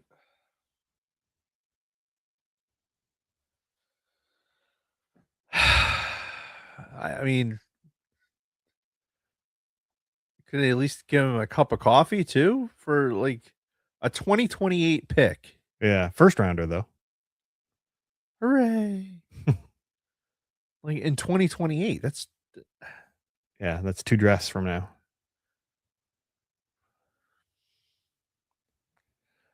not happy with that. Yeah. Well, Right, we'll put a pin in that and come back to it. Let's come back to it. All right. So getting back to the book, Aaron has then secretly turns her back on the Jedi Order to go to Coruscant, find out who killed Zalo and kill the murderer. So from here, Aaron is, taking a bit of a dark turn. She's not like going full on dark side, Right. but the switch is flipped and she's now like, I'm going to find out who the fuck this was and I'm going to kill him. Period. Right. Not very Jedi like. No. But yeah, she gets out of there, and we haven't talked about fucking Z-Man yet. Right. But from the very beginning of this novel, we're introduced to this guy who's like smuggling for like different cartels, and Right. he's basically like an indentured servant because he's got like all this debt to one of the cartels, Right. and he's doing smuggling runs for him to like help pay off the debt, but it never like takes off much money, and he incurs new debts. It's like working for the railroad. It's, Right, exactly. Every time it's like Bane, honestly. Yeah. If we're using Star Wars, I mean, if I was a Star Wars fan, I'd use Bane as a reference because Bane was in the same situation. Sure. Yeah. Because he was trying to pay off a debt that he couldn't possibly pay. Mm-hmm. Yeah. And in the beginning, I'm like, why are we seeing this story about this guy? It's like, it wasn't like bad stuff, but I'm just like, who is this guy and why do I care? And why do we keep going back to him? And, the fact that his daughter is like crippled and, he's got all this debt and he gets fucking betrayed by somebody that he was doing a delivery for, Right. loses like a whole crate of grenades as he blows up these guys that were trying to kill him. Now he's in more debt because of that. Yeah. And all the while, we have no fucking clue why we're even going back to this guy over and over.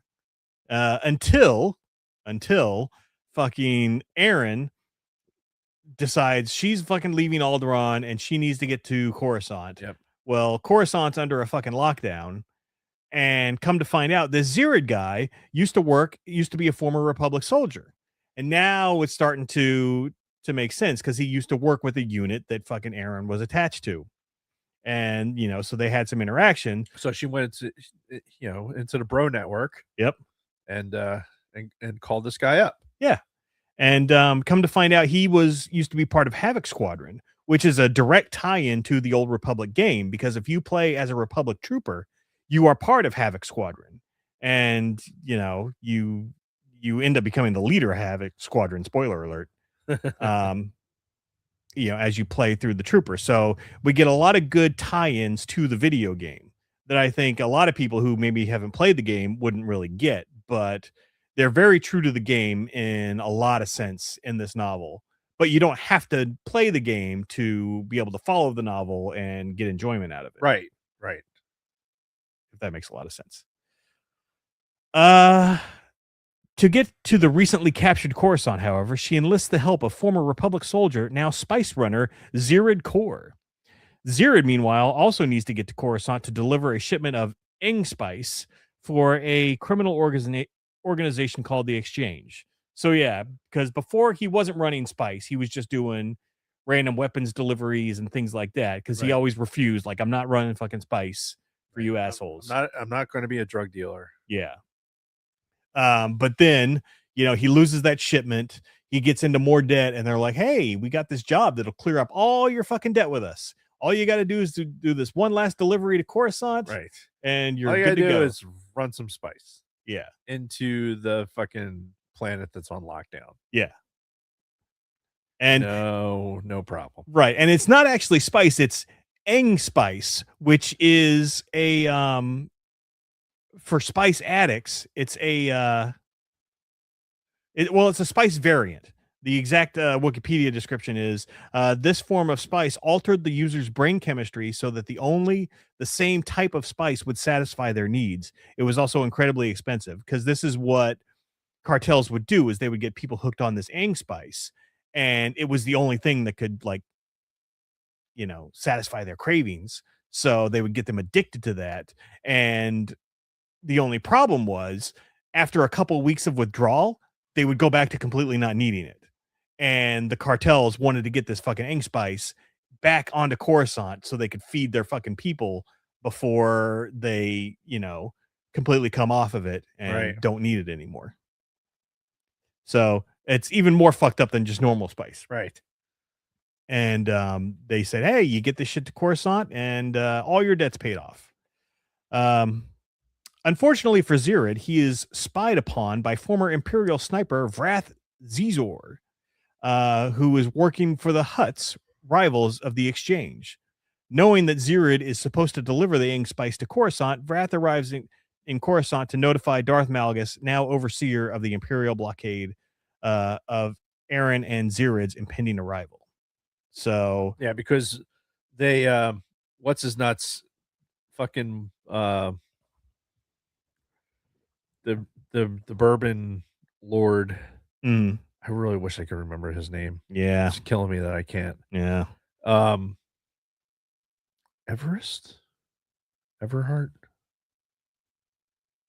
I'm not sure. I would just be spitballing. Fuck.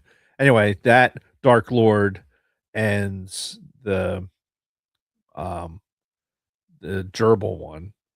Angrel. Yeah. Gerbil, Angrel. Sure. Same letters, right? Yep. My mind palace is completely collapsed right now. Where the fuck was I going with this? Well, we're talking about how Malgus is now the overseer of the Imperial blockade. Yeah, because he got the two other Sith. Yeah, Angrel and the other guy called out Malgus because Malgus was getting special treatment for the Twi'lek when she got injured. Yes. They're like, yo, you can't, like, she's not an Imperial. You can't put her on the fucking med ship. Mm-hmm. And Malgus was having her sent to the med ship. The one Dark Lord fucking had her redirected. Yep. Malgus lost his shit. Mm-hmm. Goes to get her. And so what these other two Sith realize is like, okay, Malgus this is his weakness. Yes. Is this broad. Mm-hmm. So we're going to manipulate that. And this is how we're going to control Malgus. Yep. And it works. Yeah. And then they end up sending Malgus out to this blockade, basically, as a punishment. Because he's like super pissed that they didn't go through with the sacking of Coruscant. Right. Like he was expecting hellfire and brimstone and he got none of it. And when he went to confront them, that's when they brought up the Twi'lek girl. Right. So Malgus heeds Vrath's information, and by the time Aaron and Zirid arrive, Zirid's ship, the Fat Man, which there was a whole funny conversation about this. This author, by the way, I think is obsessed with fat people. He mentions fat people a lot in this book. And the ship is named Fat Man, is attacked by the Sith fleet. It gets to Coruscant, but is blown out of the sky. Aaron and Zirid survive thanks to Aaron's use of the Force, and they land on Coruscant's surface. Okay, so do you remember this? Yeah. The ship got blown up. They're just free falling through space. But somehow fucking Aaron grabs Zirid and is like using the Force to like prevent them from just like splattering. Right. on the ground because they eject 20,000 feet in the air or some shit with no parachute. Yeah, it was stupid high in the atmosphere. Yeah, when they actually got out of the aircraft and then began to plummet. Yes. So what does she had done something like this before in the Force. I think they were telling it in the story. Like she was able to do something like this in the Force. Yeah. Just prior to having to do it. I can't remember. Yeah. Anyway. But yeah, this was something that I don't think I've ever seen a force power like this before. Not from those distances. I mean, we know they can jump, right? We know they can control their falls and things like that. Yeah. This is just we do know too that they can create a force field, for lack of a better term. They can create force fields around themselves. Yeah. So essentially she's making bubble wrap out of the Force to surround them with and decelerate. Yeah. As they get closer to the ground. I mean, could you use the Force as a thrusting mechanism so like you can actually like apply counter thrust as you're coming towards the ground and then well apparently you can thrust vectoring or force vectoring, I guess, with the to make sure that you're not you can go zero out your speed as you're getting close to the ground because they still impacted at some force. Yeah. But obviously not nearly as much of a force as they would have force without the Force. Force. Yes. Force. Just this just kind of really stuck out to me. Because again, we'd never seen anything like this before. It's so smooth. Dropping from 20,000+ feet in the air, and or higher, and landing unscathed. That sounds like a Star Trek thing, right? So anyway, though Zirid failing to deliver his shipment of ink spice, he still agrees to help Erin in her investigation as to who killed Zalo. They travel underground through the works and follow the late Zalo's astromech droid T-701 to get to the underground recordings of the temple at the time of the attack. Erin learns that Malgus killed Zalo and vows to avenge her master. That is so shortening, like a significant half of the book. Yeah. So Z-Man has a thing for fucking the Jedi empath. What's her name? Erin. Yeah.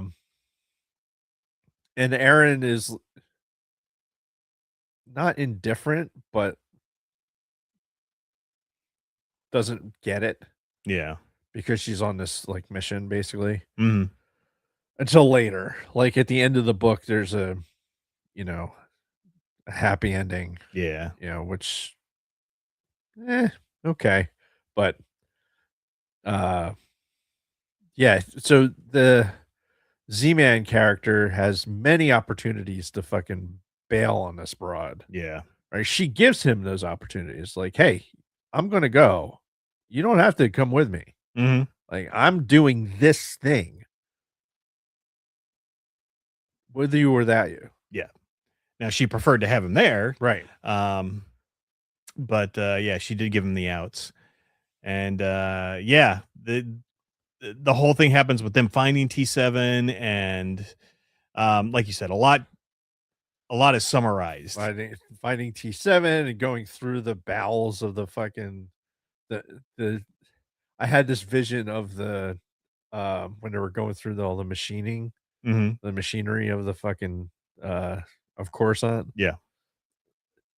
I had a vision of the Matrix. In the Matrix and the second one. What's the second one?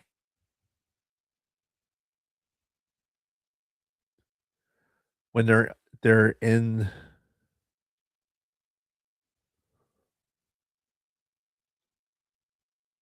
You've seen the second Matrix, right? I've seen it one time and I never saw another Matrix movie after that. Do you remember that when they're all like they're at the what the fuck is it? The rave. Yeah, Yeah. like they're all underneath there. There's like this machine, like where all the fucking um all the air movers and the heating and air conditioning and the fucking water and everything. Like Neo's standing there, like looking at all that. Yeah. That reminds me of when they were going through that area. Okay. I said all that. It has nothing to do with, doesn't help us at all get to anywhere in this story, but it was in my brain. The Matrix. All right. The fucking dance scene with the raves. I saw that in a movie theater. The second one? Yeah. Yeah, so did I. Yeah. That was impressive in a movie theater. Yeah, It's yeah. like, oh wow, look, there's a lot of tits in this. Yeah, that was a wild scene. Yeah. That's like the most memorable scene from the movie. Right. In slow motion too. It's like they knew what they were doing. Mhm. They know what's up. Yeah. You didn't watch the third one? Nope. Just out of morbid curiosity, you didn't watch it? Nope. I didn't like the second one, and I heard the third one was even worse, so I never saw it. That's interesting. Yeah. Can't call yourself a Matrix fan then. That's fine. Yeah, you didn't like all of them. Yeah. Love the first one. We talked about it here on the show. Yeah, we did. Yeah. 94. Anyway. Is that when it came out? When did it come out? The original Matrix? Yeah. 99. 99. Yeah. 94. I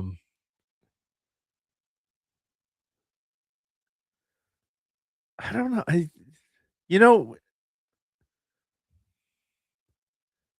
It's the completion of the story. Like the second one turned me off so much that I just didn't care. I've seen it a lot. It's not as good as the first one. The first one is like it is a story in and of itself. Yeah. I don't necessarily hate where the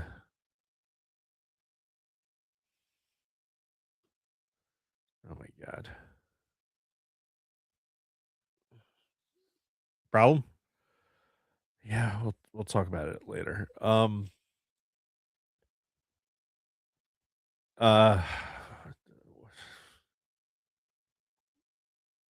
Anyway, I think I'd love to come back to this. I'd love to like get you to finish the Matrix trilogy just for the story. Okay. Like for the completion of the story. For the pod, I would do something like that. Yeah. Because it's probably been a minute since you've seen it in the theater, obviously. The second one in the theater. Yeah. So I'd probably have to watch that again just to get caught up. Yeah, obviously. So I mean, obviously you have to watch the first one again. And then you watch the second and third one. Yeah. Because watching the first one's always a good move. Yeah. Would you believe the fucking ChatGPT won't make this damn Endgate cartoon that I wanted to make for the fucking fandom? I wanted to make a Star Wars fandom Endgate. Oh, cartoon. Uh-huh. And it's like, no, it's third-party licensing, blah, blah, blah. I'm like, just draw the fucking cartoon. You got to use that Chinese one that's making all of the crazy movies. I'm not putting on any of my machines at all. Too much. They get too closely connected to fucking work. Yeah. Work machines. I'm not going to do that. That's fair. Anyway, somebody else can do it though. Yeah. Back to the book.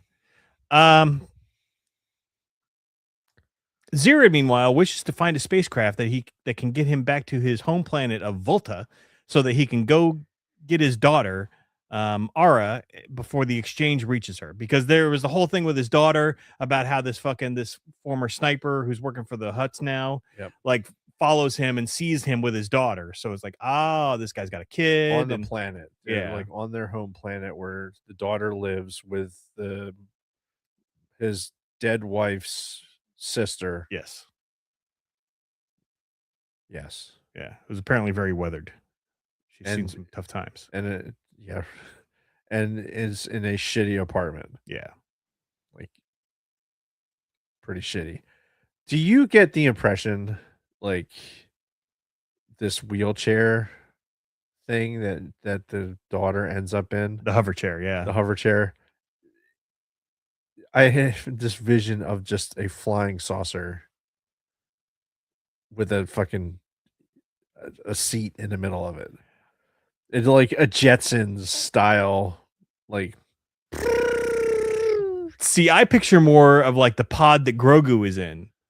You know, the floating pod that he gets in sometimes. That's just got holes cut out for legs, and you're just sitting in something like that. I don't know why. I just picture this fucking like just Jetson style, like just shitty fucking just. Oh, speaking of Jetsons, there was a sound effect in the movie where there was like a Jetsons sound effect In Mandalorian? Mandalorian. Huh. I have to rewatch it. I meant to write it down afterwards and I forgot. Yeah. But it was like a very like the Jetsons like ship sound. Yeah. It was like exactly like it. Huh. It's like really identifiable. That's cool. But it was like really quick. Huh. Fuck, can't remember what it was. Yeah, we'll have to look for it on rewatch. But let's get through the rest of this book because we're running out of time. Oh yeah, yes. Yes, because I need daylight. Yeah. Ara and her aunt Natala could be in danger because Zered's debts to the exchange and because of Vrath Zizor's learning of Zered's family by spying on him. Blah, blah, blah, blah. Soon as Aaron returns to the destroyed Jedi Temple, she confronts Malgus, who has been waiting for her since he learned that she was looking for him in vengeance after Master Zalo's death. Their fight is cut short before a clear winner can be determined when Zered arrives to pick Aaron up, as killing Malgus in vengeance will lead Aaron down a dark path. So, yeah, long story short, she gets to the temple and actually gets to confront Malgus. In this fight, we get to see more later. Aaron only agrees so that she can get a greater vengeance on Malgus by targeting his Twi'lek lover, Alina, so that he will know the pain that Aaron suffers after Master Zalo died. Both Aaron and Zered find their respective goals at a spaceport, where Aaron prepares to kill Alina, but finds that killing her would disgrace everything that Master Zalo taught her. Yeah, no shit. She again confronts Malgus just as Zered leaves with a ship of his own, which just so happens to be a ship owned by Vrath Zizor. Zered and Vrath get into a fight in the ship's cargo hold, and Zered wins the fight by beating Vrath to a bloody pulp. After Zered takes over the ship, the Imperial blockade allows him to leave under Malgus's permission after Aaron threatened to kill Alina if he didn't let Zered go. So yeah, she kind of had her in captivity. She didn't kill her. Right. But could have. Yeah, and she used her as a threat to let him get through, and Malgus fucking fell for it. Again, seeing that this fucking Twi'lek bitch is his fucking weakness. Right. So he allows Zered to get through the blockade because of that. Blockade. Yes, our blockade is a perfectly legal. After Zered takes over the ship, the Imperial blockade allows him to leave under Malgus's permission. Zered kills Vrath by shoving him out the ship's airlock so that he could not tell the exchange or anyone else about Era and Natala's relation to Zered. Malgus defeats Aaron in their second fight, but instead of killing her, he allows her to leave Coruscant after she spared Alina's life. So, again, for the upteenth time, Malgus's attachment to Alina, lets him, or is his weakness, and he lets fucking what's her name go. But Malgus then kills Alina after confessing his love to her, seeing her as a weakness that he can no longer afford. Which I think this was kind of foreshadowed. Like Malgus, he has a lot of internal dialogue. Especially after confronting the two Sith, that they use her against him, and he's saying how she's his weakness and blah blah blah, and he needs to get over that. And I just knew that this was leading to him eventually killing her, which he did. Yeah. In the aftermath, a peace treaty is signed between the Republic and the Empire, and the latter disbands its occupation of Coruscant. In his disappointment over how peace will reign through the galaxy, Malgus intends to take over the Empire himself, starting by killing his political rival, Lord Andras. That's who the other Sith was. Andras. Yeah. Zirid, meanwhile, buys a farm and prosthetic legs for his daughter, Ara, who lives with him now, while Natala has a place of her own. Aaron eventually finds Zirid, telling him that she quit the Jedi Order so that she can be with him. Hence the happy ending. Yeah, she already kind of quit the Jedi Order when she like fucked off. Yeah, when she left Alderaan. Right. She's like, I'm gonna sprinkle some crack on him, get the fuck out of here. Yeah. By the by, for those who may be listening that are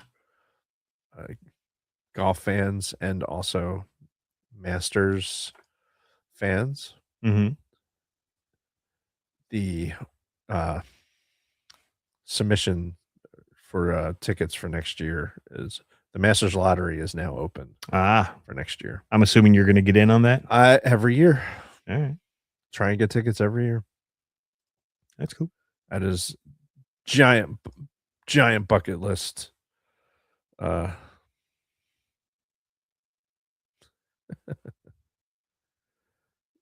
on a second. I gotta show this. I'm gonna see if I can share my screen real quick. Which one is it? This one?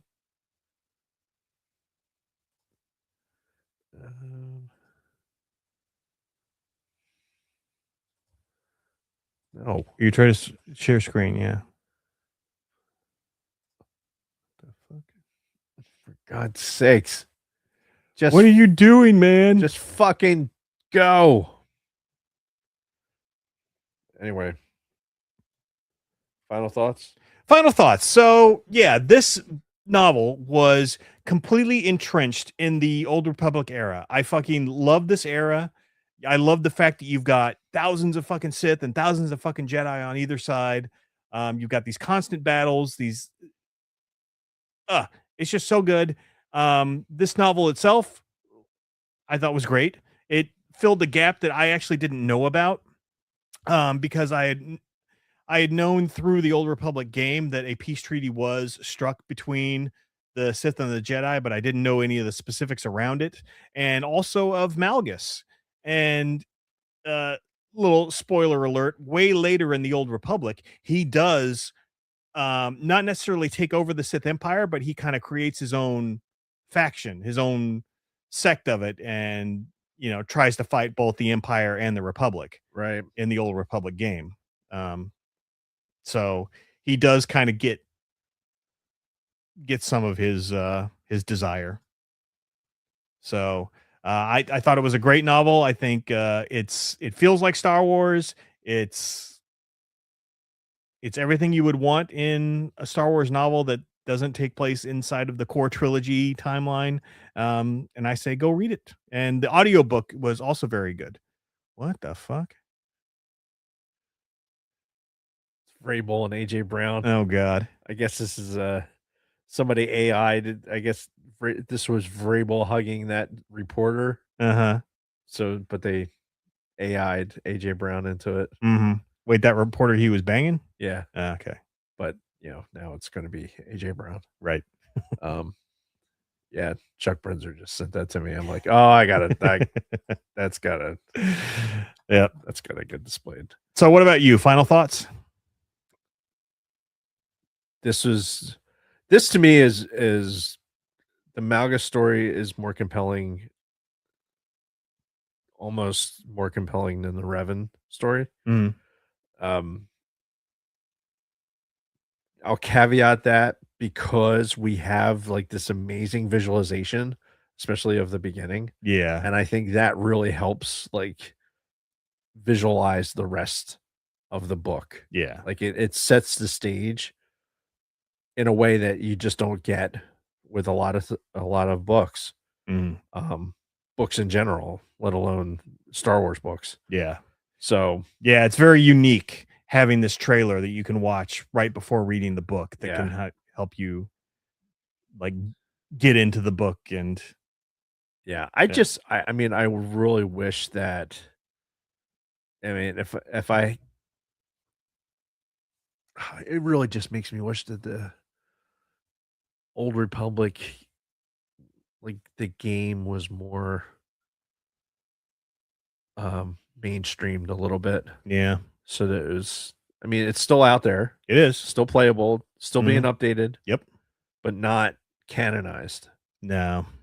And well, and a lot of people, like I was just reading something about this within the last week or so about how people, some really deep hardcore Star Wars fans play it just because it's the last link to the expanded universe, the Legends material. Right. Because this is the only Legends material that is still being updated. We're still getting content for. So I can see that. Yeah. I wish I had time. I wish I had more time to play it, honestly. Yeah, same. I'll hop into it every now and again, but never had a ton of time to commit to it. But yeah, read it. It's good. Yeah. And or listen to it. Yeah, audiobook was great. Another Mark Thompson joint. Yeah. So and that's it. We don't know what we're doing next week for a topic. True.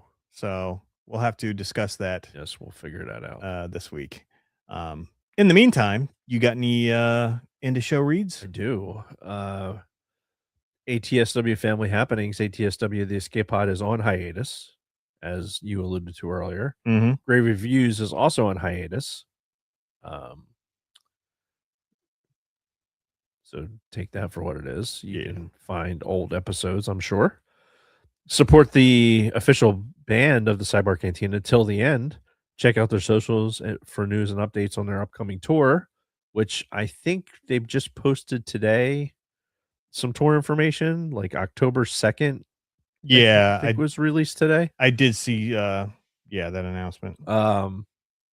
So go to tilltheendofficial.com to purchase tees, sweatshirts, stickers, posters, and future ticket sales. And to see their schedule. More music and shows are coming soon. Buy some shit. Do it. Yeah. That money goes directly to help the band. Just a reminder, go sub to @Sidebar Gaming on YouTube, ding that Liberty Bell, and select all for updates. The Orange and Fett Show released episode 180, The Mandalorian and Grogu. Obviously, they're probably like real Star Wars fans, so you should really go listen to them as opposed to me. Go check it out on Spotify or Apple. No news this week from Used and Abused or Layman's Terms. You can find us at bio.link/sidebarcantina, where you can find our links to Patreon, YouTube, and all our audio podcasts on Apple, Audible, and Spotify, and all social media platforms, including X, Instagram, Facebook, Twitch, TikTok, and Discord. Should be another comma right there. Once you get to the bio link, simply click. Simply click the symbols under our pick to go to your platform of choice. You can also find our past Spotify mixtape playlists. Also in our bio link is a TeePublic merch shop. Choose from 7 designs. Oh, wait, there's more newish designs, since I probably did that a couple months ago. Newish designs on TeePublic. Sidebar swag-tastic on everything from t-shirts and hoodies to tote bags, phone cases, exclusive stickers and pins, wall art, magnets, notebook, laptop cases, pillows, just anything you can imagine. Nothing says loving like a naked Jason chick on a pillow. I'm sure Jason's pillow has gotten a good workout while Kristen's was gone. Go to bio.link/the Sidebar Cantina and click merch. No response from Jason, so it's obviously true. Reviews? No reviews. Oh, we got a whole mess of responses though. So yeah, keep like I said, I'm all about engagement, and I'm willing to have conversation, or I'll just take your comments and bathe and bask in your hate. Yes, the tears. Yes. Picture Eric Cartman, just like, oh yes, so delicious. All right, please write us a 5-star review on Apple or Audible. While you're at it, hit that like button and subscribe to our YouTube. Make sure you ding that old Liberty Bell for when we go live. Don't be afraid to share us with your friends. Realize we're a month out from the 4th of July shit. Oh my God. Yeah, it's going to be insane around here. Yeah. As always, a huge shout out to our Patreon supporters. You are the reason why we do this, and we thank you. That's it. All right. Jeff, I would love to, but if we need more time to do Old Republic gameplay topics. But yeah, I'd love to do that sometime. Anyway. Yes. All right. So that is it for this episode. Thank you again to all of our Patreon supporters, and thank you to everybody who's been in the YouTube and the comments, and all of our audio listeners. We haven't forgotten about you. We love you guys too. You're the reason why we do this. Got no topic for next week yet, but we'll do something. We'll figure it out. So until then, Dave and everybody else, may the force be with you. May the force with you. A little better.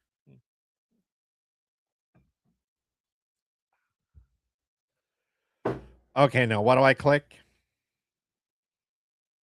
All right. I click that. Cool. Oh, man.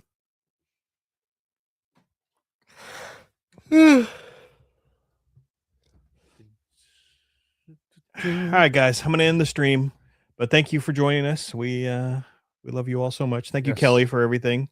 I'd love it if we could do a new clip for TikTok to get more comments, because I'd love to read some more comments next week. Yeah. So we'll see. We'll see what we can do. All right. Good night, everyone. See you.